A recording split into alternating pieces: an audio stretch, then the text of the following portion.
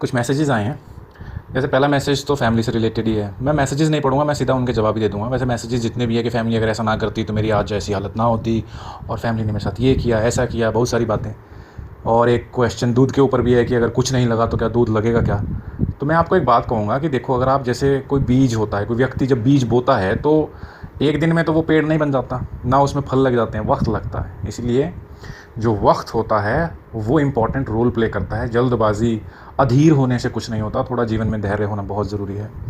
और दूध लगेगा कि नहीं लगेगा, ये बिल्कुल लगेगा। क्यों नहीं लगेगा? क्योंकि इससे पहले जो चीज़ें नहीं लगी हैं, आप चीज़ें ही गलत तरीके से कर रही थी, सही तरीके से नहीं हो रहा था। अब जो भी मैंने आपको चीज़ें बताई हैं वो बिल्कुल सही बताई हैं। अगर आप उसको बिल्कुल डिसिप्लिन, अनुशासन के साथ करेंगी तो हो ही नहीं सकता कि वो असर ना करें। और मैं आपको एक बात बहुत साफ़ तौर पे बता दूं कि अगर मुझसे कोई भी व्यक्ति कोई भी सवाल पूछता है और उसके बारे में मैं कोई भी जवाब देता हूं तो पूरी ज़िम्मेदारी के साथ देता हूं। ऐसी बात नहीं है कि यहाँ पे कोई मुझे जानता नहीं है, मैं किसी को नहीं जानता तो जो मेरे दिल में आएगा मैं बोल दूंगा। ऐसा नहीं करता हूँ मैं बहुत ज़िम्मेदारी के साथ, अगर मुझे कुछ पता है और पक्की जानकारी है तभी मैं उसके बारे में बोलूँगा। क्योंकि मैं जो बोलूँगा लोग उसके आधार पर अपनी ज़िंदगी पर फैसले लेते हैं। और ऐसा यहाँ पर नहीं है, रियल लाइफ में भी मैं ऐसा ही करता हूँ। रियल लाइफ में भी मुझसे लोग पूछते हैं, कंसल्टेशंस लेते हैं, अपनी ज़िंदगी से संबंधित इंपॉर्टेंट डिसीजंस लेते हैं। तो मैं ऐसे ही नहीं बोल देता। अगर मैं किसी को एस्ट्रोलॉजी के बारे में, न्यूट्रिशन से संबंधित या रिलेशनशिप से संबंधित कुछ भी बात कहता हूँ तो उसकी ज़िम्मेदारी होती है, प्रॉपर सीरियस वे में बोलता हूँ ताकि दूसरे व्यक्ति को किसी भी तरीके का नुकसान ना हो। और वो बातें जो होती हैं या तो मैंने स्वयं अनुभव की होती हैं या काफ़ी सारे लोगों को देखा होता है, उन चीज़ों के एक्सपीरियंसेस और उनके रिजल्ट्स। तो इसलिए कोई भी बात बताई जाती है तो पूरे के पूरे समझदारी के साथ और व्यक्तिगत अनुभव के आधार पर ही बताई जाती है, चाहे वो रिलेशनशिप हो, चाहे कुछ भी हो। और अगर मुझे किसी बात की सिर्फ किताबी जानकारी है तो वो मैं स्पष्ट भी लिख देता हूँ, स्पष्ट बोल देता हूँ। जैसे मैंने आपको एक बार पहले बताया था कि ये मुझे नहीं पता, मैंने किताब में पढ़ा था, आयुर्वेद की किताब में पढ़ा था। तो जो चीज़ पता है वो बताई जाती है, जो चीज़ नहीं पता वो नहीं बताई जाती। इसलिए जो जो चीज़ें मैंने बताई हैं, अगर वो चीज़ें तुम नियमित तौर पर थोड़ी थोड़ी मात्रा में भी करोगे तो 3 से 4 महीने के बाद तुम्हें खुद दिखने लग जाएगा, महसूस होने लग जाएगा कि तुम्हारे शरीर में अब ताकत आ रही है, तुम्हारे शरीर में जो फंक्शंस होते हैं वो नॉर्मल होने लग गए। और दवाइयाँ खाओ ना खाओ, वो दवाइयों से ठीक नहीं होना है। दवाइयाँ तो आपको, जैसे कोई व्यक्ति होता है उसको दर्द होता है तो दवाइयाँ तो दर्द को थोड़ी देर के लिए टेम्परेरी रिलीफ देने का काम करती हैं। जो दवाइयों से जो समस्या की जड़ नहीं ख़त्म होगी, दूर नहीं होगी। मैंने आपको वो तरीके बताए हैं जिससे कि जो भी आपकी बीमारियाँ हैं उसकी जड़ ठीक होगी। और ज़्यादातर जो बीमारियाँ आपको हैं वो सिर्फ़ और सिर्फ लाइफस्टाइल और इग्नोरेंस की, अज्ञानता की वजह से है, और कुछ भी नहीं है। जैसे खाने पीने का जो ढंग है आपके घर में, खाने पीने के जो तरीके हैं वही ख़राब हैं। सही तरीके से, जैसे आपने कभी बताया था मुझे कि सिलेंडर को बचाने के लिए नमक रोटी खाते हो, कितने कितने दिन पुरानी सब्जियां वो फ्रिज में पड़ी रहती हैं, वो इस्तेमाल होती हैं, बासी खाना चलता है, पानी भी सही नहीं है, और भी काफ़ी सारी चीज़ें हैं। तो सारा कुछ ही ख़राब है। और बाकी रही सही कसर आपने पूरी कर दी, दूध छोड़ दिया बिल्कुल। फिर उसके बाद पानी जो है वो पीते ही नहीं हो, जबकि पानी इंपॉर्टेंट है, पसीना आना बहुत इंपॉर्टेंट है। ये सब चीज़ें के साथ साथ मैं एक बात स्पष्ट तौर पे बता दूं, अगर आप प्राणायाम नहीं करोगे तो आपकी जो रिकवरी है वो जल्दी नहीं होगी, बहुत देर, बहुत डिले हो जाएगा। अब इस चीज़ को आपने करना अपने लिए, मेरे लिए करना नहीं है। आप अगर चाहते हो ठीक होना, जल्दी से जल्दी स्वस्थ होना, तो ज़्यादा से ज़्यादा करो। अगर नहीं चाहते तो मत करो, जैसे मर्ज़ी आपकी। लेकिन मैं तो आपको सिर्फ गाइड कर सकता हूँ। चलना तो आपने अपने लिए चलना है, कोई मेरे लिए भी नहीं चलना है कि मैं कह रहा हूँ इसलिए चलना है। समस्या में आप हो, मैं नहीं हूँ। इसलिए ये सब बातें कहने की नहीं है, लेकिन कहनी इसलिए पड़ रही हैं क्योंकि कई बार क्या होता है, लोगों को लगता है कि ये सब मेरे लिए कर रहे हैं, वो मेरे लिए नहीं कर रहे हैं, अपने लिए कर रहे हैं। वो अगर ये अनुशासन फॉलो करना है उसका बेनिफिट मुझे नहीं होगा, वो तो जो करेगा उसको होगा। लेकिन क्या बातें होती है ना कि कई बार क्या होता है कि जब तबीयत ख़राब होती है तो बातें समझ नहीं आती हैं।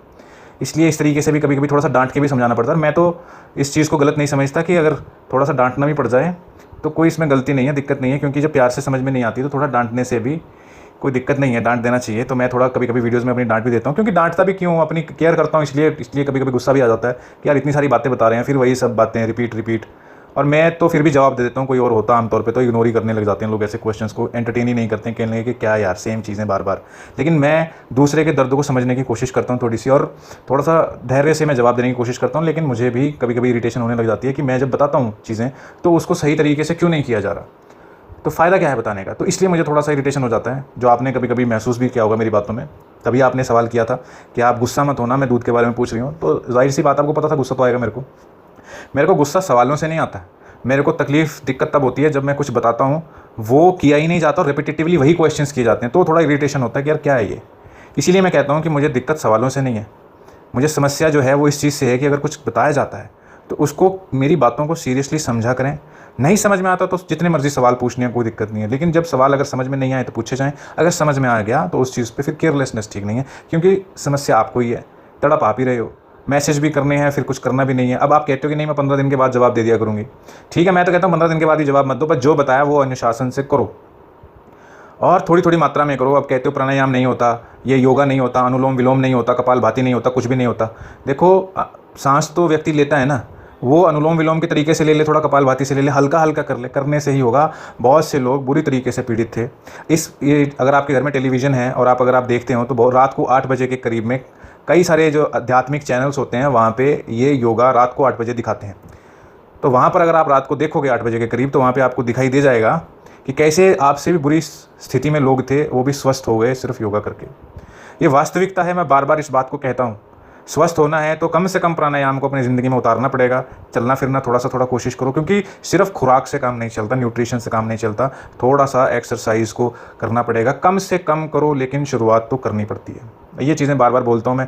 नहीं समझ में आएंगे, नुकसान आपका है, नहीं करोगे नुकसान आपका है, तड़प आप रहे हो।